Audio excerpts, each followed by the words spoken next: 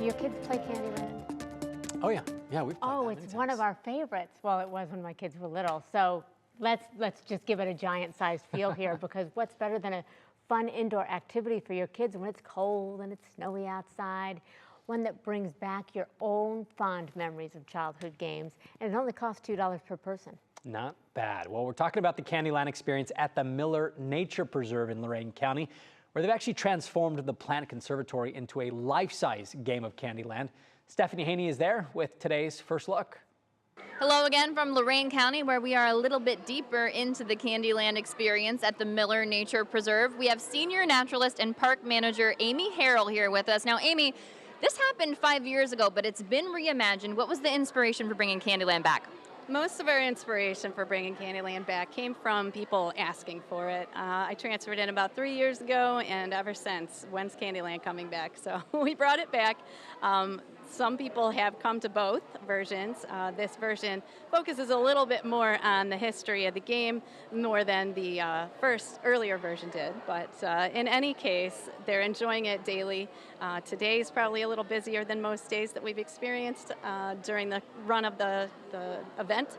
But we have a couple more weeks. So daily 10 a.m. to 5 p.m. is what you would want to do to explore the display with your family. And talking about the history of the game, here's a classic here. We've got the Gumdrop Pass. So tell me a little bit about that.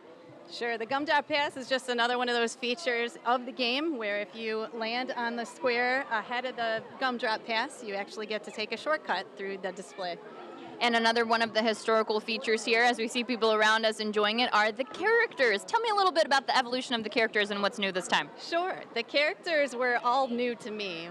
Playing the game as a kid, my version did not have characters introduced into the universe. So those characters are associated with each of the different lands within the Candyland scenario. And so these were created by staff, myself included, 5 years ago. We brought them back because they're in good shape, and we like to repurpose and reuse whenever possible.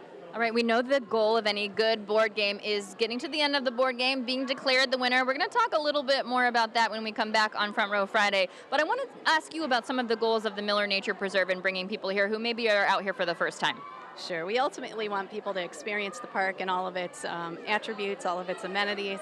This time of year, things are a little cold outside for most, so people want to come somewhere where it's nice and warm and full of life and green. So in the summertime, we might bring back people for the Butterfly House or any of our summer concert events.